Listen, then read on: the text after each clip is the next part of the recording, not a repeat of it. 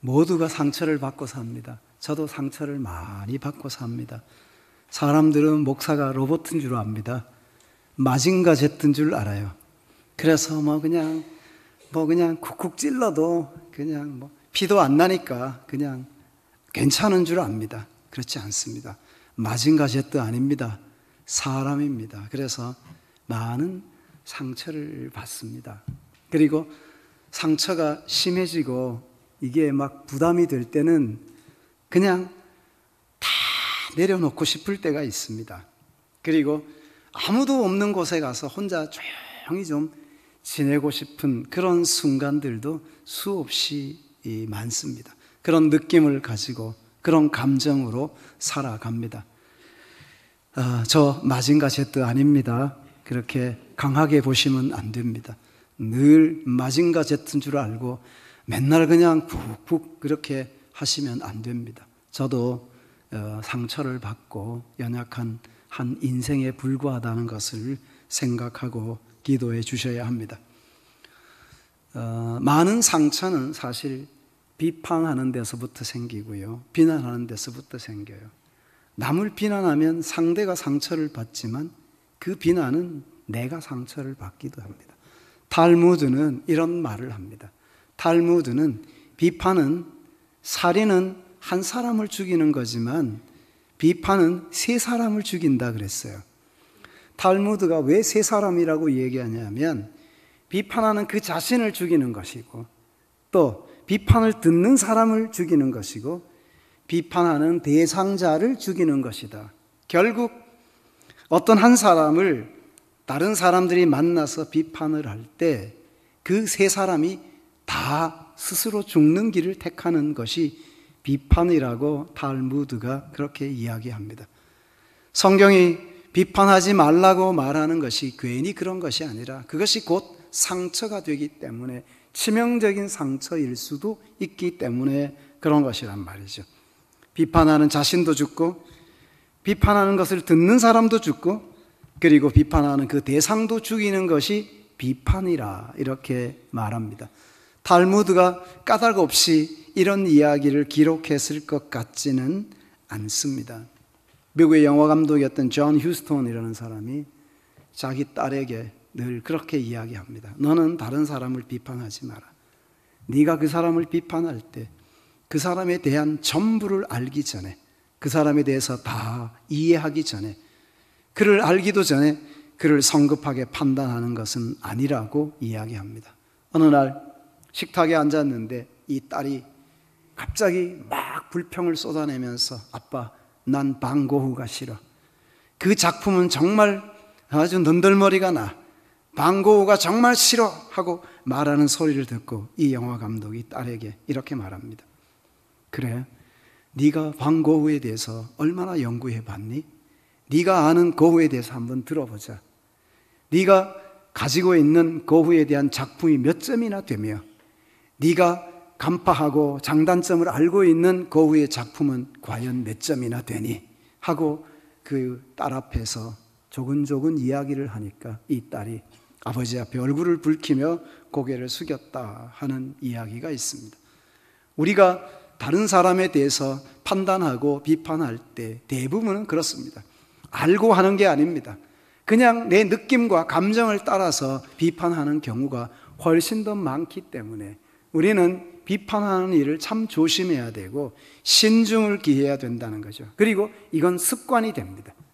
습관처럼, 한번 그렇게 생활의 습관처럼 되어버린 사람은 그 다음 순간 한 번, 두 번, 세 번 반복하다 어느 순간 그게 아무렇지도 않게 되어버리고 양심의 가책이나 심령의 어떤 느낌도 갖지 않은 상태에서 똑같은 일을 반복하게 될 수 있다고 하는 것입니다.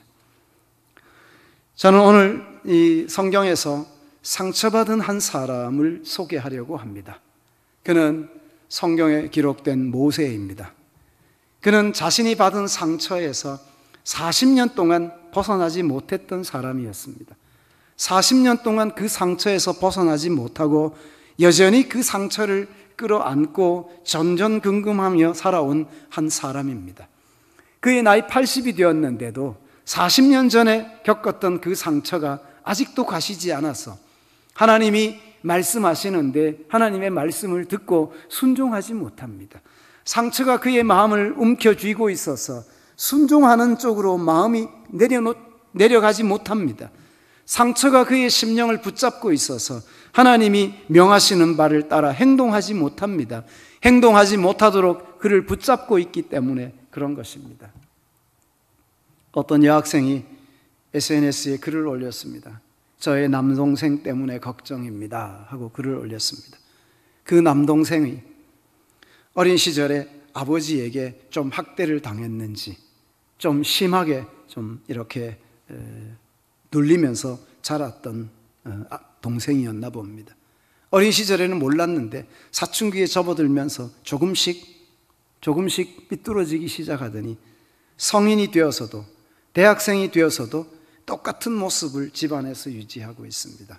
집에 들어오면 아버지와 얼굴도 마주하고 싶어 하지 않고 들어오기만 하면 자기 방에 들어가서 혼자 컴퓨터만 하고 앉아 있습니다. 아버지의 얼굴을 보는 것과 아버지와 대화를 하는 것조차 부담스러워하는 아들이 됐습니다. 마음에 상처가 있었던 거죠. 가족들은 사춘기라서 그런가 보다, 성인이 되면 괜찮아질 거야 생각을 했는데 성인이 되어서도 여전히 똑같은 모습을 보이니까 걱정이 돼서 그렇게 이야기한 것이었습니다. 어린 시절의 상처가 그렇게 그 마음을 묶어놓고 그 마음의 문을 열고 아버지와 정감 있는 대화를 나눌 수 있는 모든 그런 자리에 나가지 못하도록 그 마음이 묶여 있는 상태가 되어버렸다 하는 거죠. 이렇게 상처는 무서운 것입니다. 마음에 있는 상처는 이렇게 그 마음을 묶어놓고 그가 당연히 마땅히 해야 될 일과 마땅히 그래야 될 행동들을 하지 못하도록 하고 오히려 비방하는 말과 또 비판하는 말과 또 험담하는 말들을 쉽게 뱉어내는 거죠. 어떤 사람이 남에 대한 험담과 비판하는 말과 비판을 쉽게 쏟아낼 때 그는 이미 상처를 받은 자이고 그는 이미 그 마음에 상처가 있어서 그 상처에 붙잡혀서 자기도 모르게 그 입에서 막 쏟아지는 말을 내뱉고 있는 것이다 하는 거죠. 그러므로 이 상처를 극복해야 되고요. 그리고 그 상처를 극복한 후에 마땅히 하나님의 사람으로 마땅히 사람으로서 사람답게 온전한 모습으로 나아가도록 자신의 삶의 방향을 설정해야 돼요. 오늘 성경에서 제가 모세를 소개하는 이유가 어디에 있느냐 하면 모세가 하나님을 만나고 하나님께서 그의 상처 가운데서 벗어나게 해주시기 전까지 모세는 40년 동안 그 상처에 갇혀서 한 발짝도 앞으로 나아갈 수 없었어요. 발전도 없고 진보도 없어요. 그리고 그 자신이 자유함을 누릴 수도 없었어요. 40년 전에 있었던 오랜 기억과 추억들이 전부 상처가 되어서 그의 심령을 꽉 잡고 있었다고 하는 거죠. 이 모세의 모습을 보면서 오늘 우리가 하나님 앞에서 어떤 모습으로 서야 할지를 다시 한번 생각해 보려고 하는 거죠. 오늘 우리가 읽은 출애굽기 4장 1절에 보면 모세가 자신 속에 있는 상처를 쏟아냅니다. 그것도 하나님 앞에서 하나님을 만나고 하나님이 말씀하시는데 말씀하시는 하나님 앞에서 그의 입에서 나오는 이야기는 전부 자기 속에 있는 상처 때문에 불거져 나오는 이야기들이라는 것을 확인할 수 있어요. 모세가 대답하여 이르되 그러나 그들이 나를 믿지 아니하며 그랬습니다. 하나님 나를 보낸다고 그들이 나를 믿겠어요? 그들이 나를 믿지 않을 거예요. 그들이 나를 믿지 않고 나를 인정하지 않을 거라고요. 이렇게 이야기하죠. 모세가 이렇게 말하는 가장 큰 이유는 그가 40년 전에 자기가 40세까지 애굽 왕궁에서 자라고 이제 애굽에서 살고 있던 히브리인들, 이스라엘 12지파 안에 속해 있는 사람들 중에 자기만큼 공부한 사람도 없었다고 생각이 들었을 것이고 자기만큼 왕궁에서 지도자로서 수업을 받고 제왕 수업을 받은 자도 없었을 것이고 자기만큼 그 백성에게 가서 힘을 쓸 만한 자도 없을 것이고 자기만큼 이스라엘을 위해서 활동하고 그들에게 도움을 줄 만한 사람도 없었을 거라고 생각했을 거예요. 자기의 계획을 가지고 갔어요. 자기 뜻을 가지고 나갔어요. 자기 생각을 가지고 나갔죠.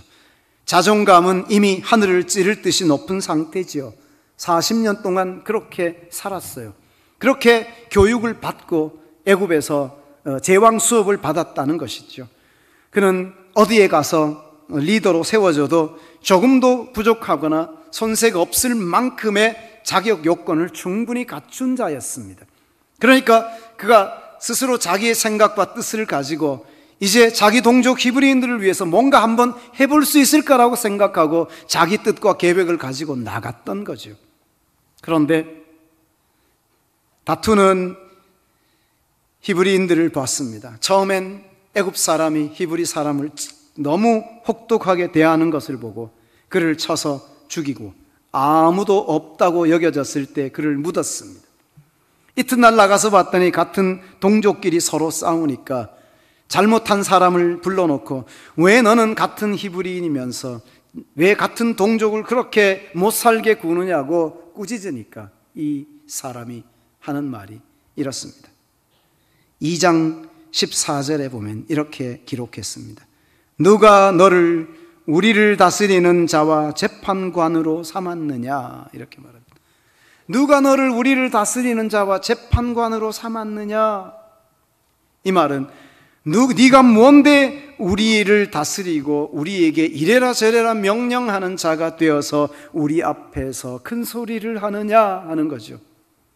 이 말이 별 특별한 의미 없는 말로 그냥 그렇게 듣고 넘길 수 있는 말이라고 생각할지 모르지만 이 말이 결국 무엇인가 하니까 어제 너 살인했잖아, 이 말이에요.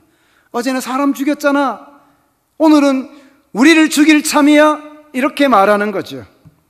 이 말에 모세가 일이 탄로 났구나. 그리고 난 후에 즉시 바로가 모세를 찾습니다. 바로가 모세를 찾는다는 소리를 듣고 모세가 그 길로 즉시 바로에게 가는 것이 아니라 미디안 땅으로, 미디안 광야로 주랭랑을 놓습니다. 그리고 그곳에서 지금 40년의 시간을 보내고 지금 하나님 앞에 마주하고 있는 상황에서 모세가 40년 전에 그 상처를 지금 드러내는 거죠. 내가 가면 그들이 뭐라고 말하겠습니까? 그들이 나를 믿지 아니할 겁니다. 그들이 나를 인정하지 않을 거예요. 누가 너를 우리의 재판장으로 세웠으며 누가 너를 우리의 지도자로 세웠느냐고 말할 게 뻔하지 않겠습니까? 40년 전에 상처가 있는 거죠. 그가 히브리 사람 한 사람이 자신에게 하는 그 말을 듣고 그리고 바로가 두려워서, 자신의 생명을 노리는 바로가 두려워서 미디안 광야로 36개 주랭랑을 놓고 그곳에 가서 초야에 묻혀 40년의 세월을 보냈습니다. 이렇게 80이 되어 있는 이 모세를 하나님이 부르셨을 때 모세가 40년 동안 간직하고 가슴에 품고 있던 이 상처를 해결하지 못한 채 하나님이 말씀하실 때, 하나님이 부르셨을 때 예하고 나가는 것이 모든 하나님의 부름을 받는 백성들의 일반적이고 정상적인 모습입니다. 하나님이 부르시면 예하고 가는 것이고 하나님이 하라고 하시면 알겠습니다 하는 것이고 하나님이 우리에게 무엇을 명하시면 아멘 하고 순종하는 것이 하나님의 부름을 받는 모든 백성들의 전형적인 일반적인 모습이지만 모세는 핑계합니다. 그 핑계가 어디에서 나오느냐 하는 거죠. 상처 때문입니다. 상처. 어린 시절에 돈에 대해서 아주 특별한 경험을 하거나 어려운 가운데 살아서 그 돈 때문에 상처가 많은 사람들은 성인이 되어서 아무리 돈이 많아도 하나님이 하나님의 나라를 위해서 부르시고 그를 쓰시고자 해도 그는 절대로 돈을 내놓을 수가 없습니다. 무엇 때문에? 상처 때문입니다. 어린 시절에 그 상처가 그를 꽉 잡고 있는 거예요. 우리가 이 하나님 앞에서 하나님의 사람으로 살아가려고 할 때 이 상처에서 벗어나지 않으면 정상적인 하나님의 백성으로 하나님의 말씀 앞에서 살아갈 수가 없어요. 그래서 이 상처를 극복하고 하나님 앞에 서야 한다는 거죠. 하나님이 모세를 쓰시기 위해서 모세를 부르는데 모세는 하나님 앞에서 계속 핑계만 대는 거예요. 그 핑계가 하기 싫어서 그렇다고 말할 수도 있죠. 그런데 모세의 마음을 붙잡고 있었던 것은 모세가 극복하지 못하고 있는 상처였어요. 하나님이 보실 때 모세가 그 상처에서 벗어나기 전에는 하나님이 2번, 3번, 4번 말해도 모세가 듣지 않을 것이 뻔하다는 것을 알고 계셨어요. 사람이 기계가 아니거든요. 사람이 컴퓨터가 아니거든요. 입력하면 입력하는 대로 움직여가는 기계가 아니거든요. 그러니까 하나님이 이 모세의 심령 상태를 살피시고 그 속에 있는 상처를 보시고 모세의 마음에 있는 이 상처를 해결해 주시기 위해서 하나님이 지금 모세와 대면하여 앉아 계시는 겁니다. 모세에게 가라고 했더니 그들이 나를 믿지 않습니다 하고 거절하죠. 부정적인 자세를 취하죠. 그 왜 그러냐는 거죠. 자기 속에 있는 상처 때문에. 그리고 또 말합니다. 여호와 하나님을 언급하는데 네가 입으로 하나님 이름을 말하는데 네가 하나님 만난 적 있어? 너 하나님 안 만났을 거야. 너 하나님도 만나지 않으면서 하나님의 이름 팔고 그렇게 말하는 거 아니야. 이렇게 말할 거라고 또 2번째 핑계대고 있지 않습니까?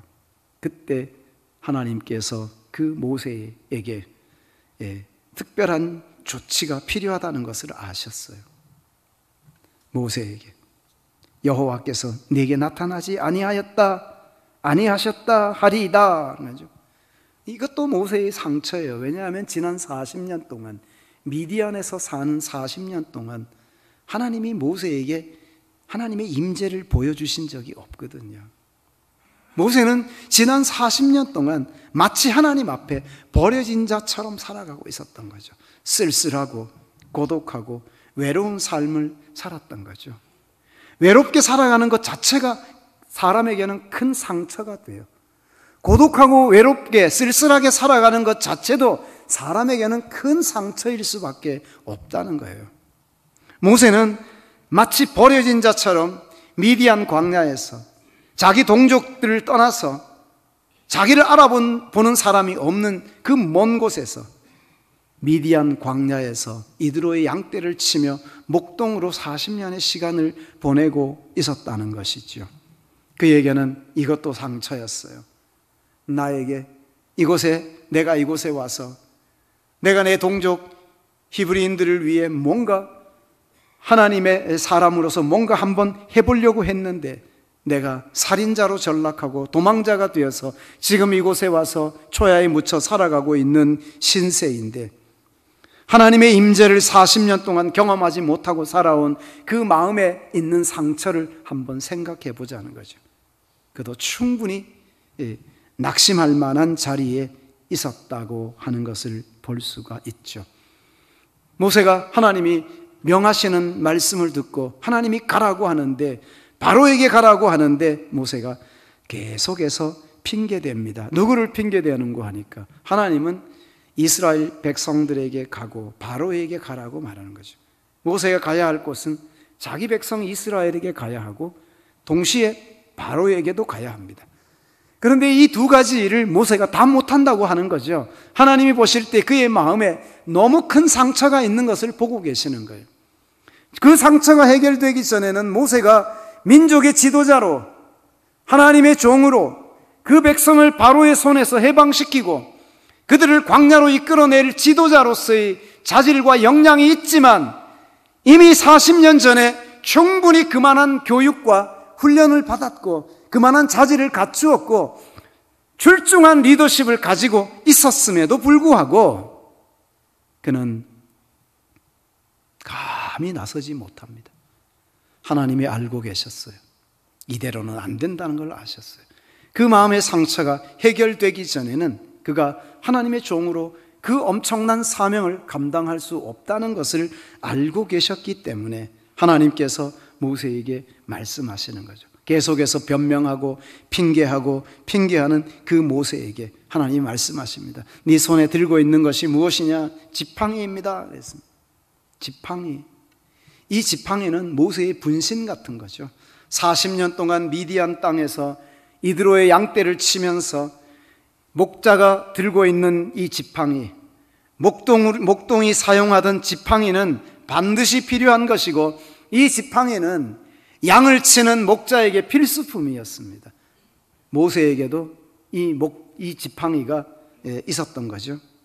여러분, 40년 동안 들고 다닌 지팡이라고 하면 상상을 해 보십시오. 그런데 그 지팡이가 80이 된 지금에 와서는 양을 치는 데만 필요한 게 아니라 자기의 몸을 의탁하는 데도 필요한 거죠. 80이 되어서 이제 스스로 자유롭게 활동하기도 쉽지 않은 나이가 된 그가 이 지팡이를 자신의 몸의 한 일부분처럼 여기고 살아갈 수밖에 없는 거죠. 자기 몸의 분신처럼 여기던 그 지팡이를 들고 그날도 여호와 하나님 앞에 섰는데 하나님이 그에게 말씀하시는 거죠. 네 손에 있는 게 뭐니? 지팡이인데요. 던져봐라. 지팡이를 던졌더니 지팡이가 뱀이 됐습니다. 지팡이가 뱀이 되어서 뱀이 모세에게 확 덤벼듭니다. 여러분, 뱀이 절반쯤 고개를 쳐들고 몸을 쳐들고 사람에게 덤벼드는 뱀은 어떤 뱀이죠? 코브라입니다. 코브라.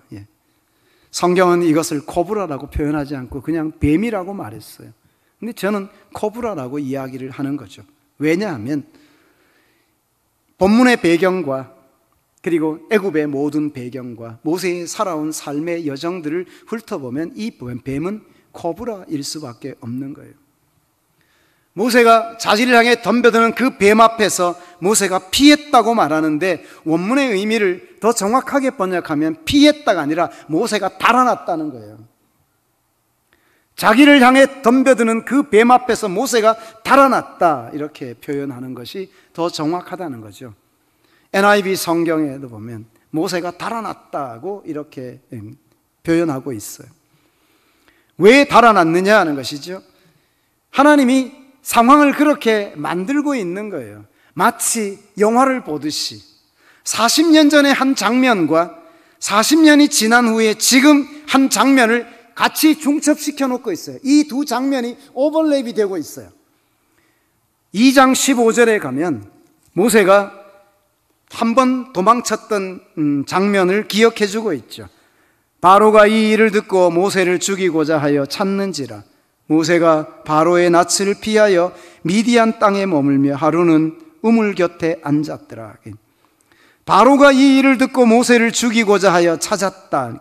모세가 바로의 낯을 피하여, 여기서 또 피하여라고 번역했는데 이 말도 도망쳤다 이 말이죠. 모세가 피한 것이 아니라 도망친 거죠. 미디안 땅으로 모세가 36개 주랭랑을 놓은 거니까 모세가 도망친 거란 말이죠. 그때 도망친 것과 지금 뱀이 자기를 향해서 덤벼드니까 모세가 어디까지 도망갔다 다시 온지는 모르지만 뱀이 덤벼드니까 뱀 앞에서 도망을 쳤다는 거죠. 이 두 장면이 중첩되어 나타나고 있는 출애굽기의 전반부의 내용이라는 것입니다. 이 두 장면을 이렇게 중첩되게 기록해 주는 이유가 무엇일까요? 그것은 바로 모세의 상처를 하나님이 지금 만져가고 계신다는 것을 보여주는 것이죠. 40년 전에 바로를 피해서 도망갔는데 지금은 뱀을 피해서, 코브라를 피해서 도망치고 있어요. 이 코브라가 상징하는 게 무엇인가 하면 애굽 왕 바로를 상징하는 동물이 코브라예요. 바로를 상징하는 동물이 코브라고 애굽을 상징하는 동물이 코브라예요. 이 코브라라는 이 동물을 모세가 수없이 보았어요. 그리고 코브라를 상징하는 그 모습이 바로의 왕관에 있다는 것도 모세는 알고 있어요. 여러분들이 NIV 성경 혹시 영문판을 가지고 있으면 그 난하주에 있는 주석을 읽어볼 수가 있어요. 거기에 이런 설명을 해놓고 있습니다. 바로는 항상 왕관을 쓰기 전에 흰 천으로 된 것을 안에다가 머리에다 좀 감습니다.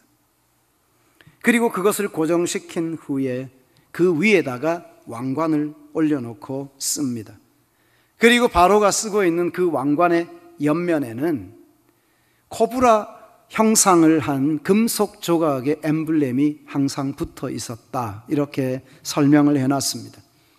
애굽 왕궁에서 자란 모세의 입장에서는 바로를 아련할 기회가 수없이 많았을 터, 바로를 볼 때마다 바로의 왕관에 붙어 있는 그 금속 조각의 코브라 모양의 형상을 수없이 지켜보고 있었던 것이죠.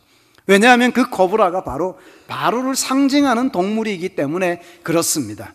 애굽을 상징하는 것이기도 합니다.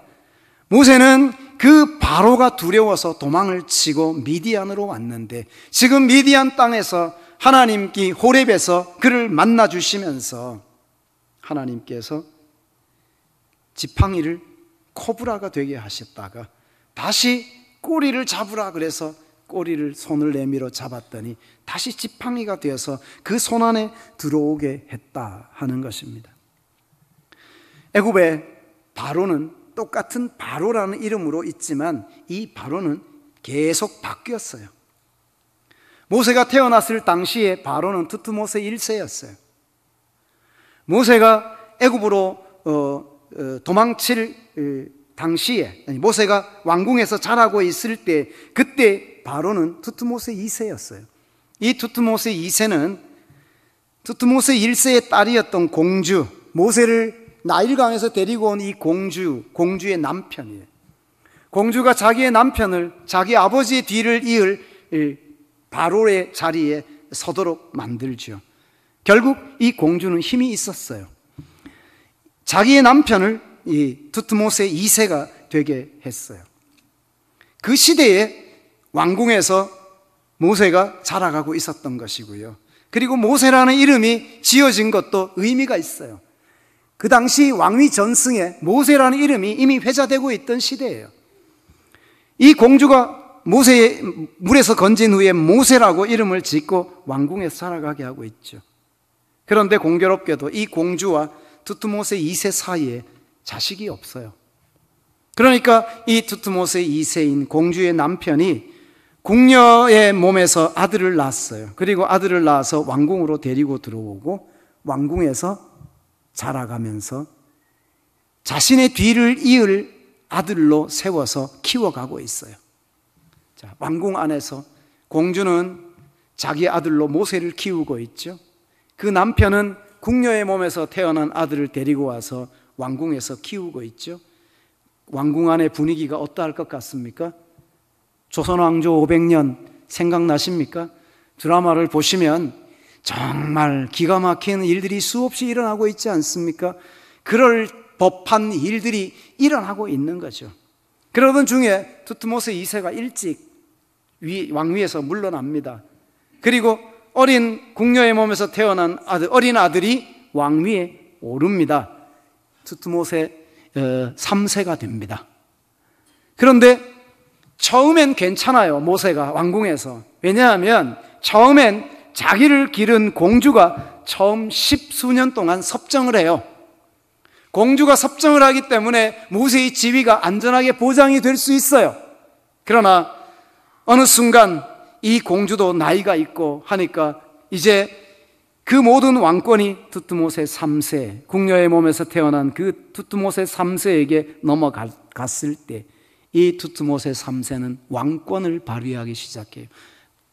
강력한 왕권을 바탕으로 해서 나라를 통치하기 시작해요. 힘이 있었어요. 그리고 국력이 세지고요. 통치를 잘했어요. 이 투트모세 3세가 왕위에 올라서 자신이 집권을 하고 모든 것을 통치할 때 눈에 가시처럼 제거해야 될 첫 번째 대상이 누구였겠어요? 모세였습니다. 모세를 제거해야 될 대상 1호로 삼을 수밖에 없었던 거죠. 왕궁에서 함께 자란 자입니다. 그리고 그 공주가 키운 아들입니다. 그리고 히브리인입니다. 이 모세를 좋게 볼 이유가 없죠. 그러던 중에 모세가 살인을 했다는 소문이 들리자 즉시 모세를 소환합니다. 그 소문을 들었던 모세가 뒤도 돌아보지 않고 애굽으로 36개 주랭랑을 놓는 이유는 이 모든 상황에 자기가 얽혀 있다는 것을 알고 있기 때문에 그런 것이죠. 모세도 알았어요. 가는 날이 죽는 날이라는 걸 아니까 미디안으로 도망을 쳤던 것입니다. 모세가 극복하지 못하고 있는 이 바로. 그런데 지금 모세가 하나님의 부름을 받고 다시 애굽으로 가라 하는데 그때 바로는 또 바뀌었어요. 두트모세 3세가 죽었어요. 그리고 그의 아들 아메노텝 2세가 왕이 되어 있어요. 이 아메노텝 2세는 주전 1448년에서 1424년까지 애굽을 통치했던 애굽의 바로였습니다. 하나님은 이 아메노텝 2세에게 모세를 보내는 거예요. 그런데 이 모세가 가라고 하니까 내가 누구간데 바로에게 갈 수 있습니까? 내가 감히 바로에게요? 애굽에서 그 바로의 지위가 어떠한지, 그 위용이 얼마나 엄청난지를 가까이에서 경험했던 이 모세의 입장에서는 바로를 극복할 수가 없었던 거예요. 40년 동안 극복하지 못했어요. 그런 그 바로에게, 그 모세에게 하나님이 지팡이를 던져서 코브라가 되게 하고, 애굽을 상징하고 바로를 상징하는 코브라가 되게 해서 다시 꼬리를 잡게 해서 자기 손 안에 있던 지팡이가 되게 하는 기적을 베푸셨어요. 이게 하나님이 보여준 표적이었어요. 무슨 표적이냐니까, 네가 극복하지 못했어. 40년 동안 극복 못했어.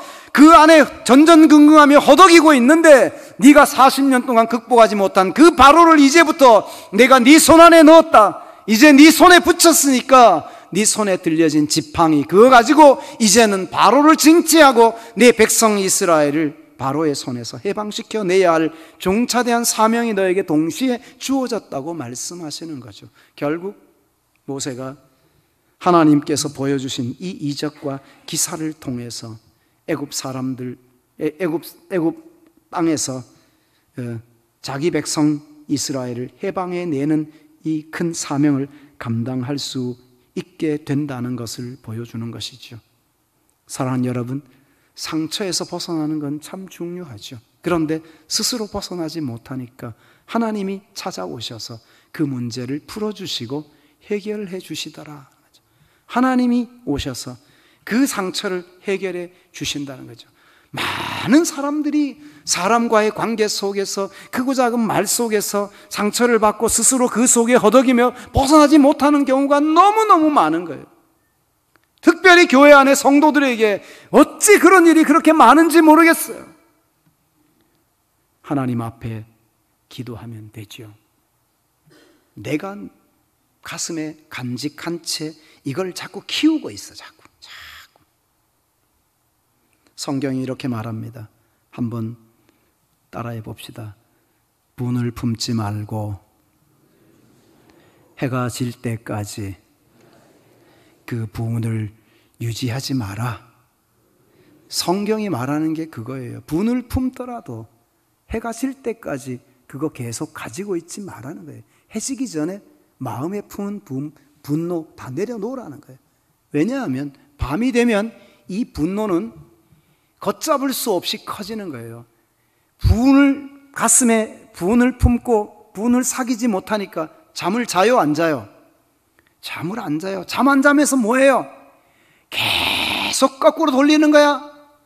비디오를 거꾸로 돌리고 또 돌리고 또 돌렸다가 앞으로 돌리고 뒤로 돌리고 하면서 저 땐 내가 이랬어야 되는데, 저 때는 내가 이런 말을 했어야 되는데 하면서 속으로 그 상처를 자꾸 키워요. 밤이 지나고 나니까, 하룻밤 잠 안 자고 밤새고 나니까 요만한 상처가 이만해져 있어요. 감당이 안 되는 거예요. 성경이 말하는 거죠. 분을 품지 마라. 분을 품더라도 해가 질 때까지 그 분을 품고 있지 마라. 해결하라는 거거든요. 그런데 여러분, 몇십 년 동안 가슴에 그 분을 품고 있다면 어떻게 되겠습니까? 그 사람이 정상이 되겠습니까? 정상이 될 수 없습니다. 정신병자가 안 되는 게 이상하지 않습니까? 하나님 앞에서 살아가는 하나님의 사람들은 그래서 모든 문제를 가지고 하나님 앞에 와서 쏟아 놓아야 된다는 거죠. 저녁에 잠을 못 자고 그러면 새벽에 와서 하나님 앞에 다 쏟아 놓으면 되죠. 하나님 앞에 다 쏟아 놓고 하나님이 내 마음을 만져주시기를 기도하면서 하나님 앞에 기도하면 하나님이 그 문제 해결해 주시지 않겠습니까? 기도하지 않으니까 안 되는 거잖아요. 기도 안 하고 그냥 내가 똑똑한데, 내가 지혜로운데, 내 생각을 가지고 한번 해결해 보겠다고 하고 그 문제를 풀어가려고 하다가 점점 문제를 키워가지고 스스로 그 상처가 깊어지는 경우가 수없이 많다 하는 것입니다. 사랑하는 여러분, 모세를 해결하신 하나님은 우리의 문제도 해결하실 수 있는 분이심을 믿습니까? 하나님이 말씀하시죠. 너는 40년 동안 가슴에 꽁꽁 묻어두고 40년 동안 그 상처에 억눌려서 옴싹달싹하지 못했던 그 바로, 이제 너는 바로 때문에 아무것도 못한다고 생각하고, 바로 때문에 모든 일이 이렇게 틀어졌다고 생각하고, 바로 때문에 상처가 심하다고 생각하지, 그 바로를 내가 이제 네 손에 붙였다. 네 손에 있는 지팡이가 바로 그 증거다. 하나님께서 지팡이를 증거로 해서 하나님이 그 바로를 모세의 손에 붙였습니다. 이제 그때부터 그 지팡이는 모세가 양을 치던 지팡이, 자기의 몸을 의지하던 지팡이를 떠나서 이 지팡이는 이제부터 하나님의 능력을 바라는 지팡이가 된 줄로 믿으시기 바랍니다.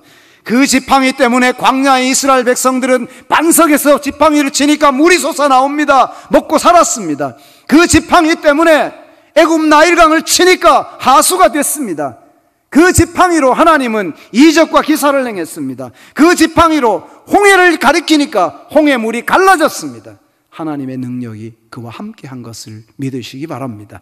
살아계신 하나님이 모세의 상처를 치유하신 후에 하나님이 모세를 통해 일하시겠다고 약속하신 것을 보여주고 있는 거죠. 그러나 아직도 모세 의심에서 벗어나지 못하죠. 그랬더니 손을 네 품에 넣었다가 꺼내봐라. 손을 꺼냈더니 손이 악성 피부병에 걸렸습니다.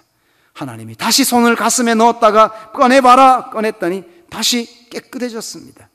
하나님께서 이렇게 심령을 치유하시는 하나님, 악성 피부병에 걸려서 공동체에서 떨어지고 하나님의 백성의 자리에서 멀어져 있을 거라고 생각했던 이스라엘의 모든 상태, 형편도 하나님께서 다 치유하고 회복시켜 놓으실 것을 모세에게 가르쳐주고 보여주고 있다 하는 거죠. 하나님은 살아계신 하나님이십니다. 하나님은 과거에만 일하시는 하나님이 아니십니다. 지금도 일하시는 하나님이십니다. 하나님은 모세의 하나님만이 아니라 오늘 나와 여러분의 하나님이심을 믿으시기 바랍니다. 이 하나님의 살아계심을 믿고 하나님이 우리의 마음을 만져주기를 원하고 계십니다. 그리고 우리가 회복되기를 기도하고 계시고 기대하고 계시고, 우리가 회복된 자로서 하나님이 말씀하시면 아멘 하고 순종하고, 하나님이 부르시면 네 하고 그 앞에 서고, 하나님이 우리에게 무엇이든지 시키면 네 하겠습니다 하고 순종하기를 원하시는 하나님의 그 말씀 앞에서 하나님의 사람으로 살아갈 수 있는 저와 여러분이 다 되실 수 있기를 축복합니다. 그러므로 용기를 내십시오. 용기를 내십시오. 하나님의 지팡이가 여러분의 손에 들려져 있습니다. 예수 그리스도를 통해서 우리에게 주신 하나님의 그 은혜를 기억하십시오. 모든 상처 중에 가장 큰 상처는 죄로 인해서 다가오는 것입니다. 우리 속에 있는 죄로 인하여 우리의 심령이 상처를 받고 그 상처 가운데 쌓여 있는 것을 기억해야 합니다. 우리는 날마다 하나님 앞에서 우리 자신이 얼마나 죄악된 인생이고 우리 속에 얼마나 그 타락한 인간 본성과 죄성이 깊이 자리하고 있는지를 발견할 수 있어야 합니다. 그리고 그 죄의 문제를 가지고 하나님 앞으로 나아가야 합니다. 만일 우리가 죄 없다 하면 스스로 거짓말하고 하나님의 영이 그 속에 있지 아니하니라. 만일 우리가 우리 죄를 자백하면 저는 미쁘시고 의로우사 우리 죄를 사하시며 우리를 모든 불의한 것에서 깨끗게 하실 것이요. 믿습니까? 그리스도 앞에서 우리의 죄가 사함을 받고 깨끗게 될 때 우리는 마음의 상처로부터 벗어날 수 있습니다. 그러므로 이 상처를 치유하고 상처에서 벗어나는 가장 좋은 방법은 하나님을 만나는 것입니다. 하나님의 임재를 경험하는 것입니다. 그리고 하나님이 말씀하시는 것을 듣고 그 앞에서 우리의 심령이 새로워지는 데 있다는 것을 생각합시다. 상처를 극복하고 용기를 가지고 하나님의 일을 위해 담대하게 나아갈 수 있는 모든 믿음의 권속들 다 되시기를 주님의 이름으로 축복합니다.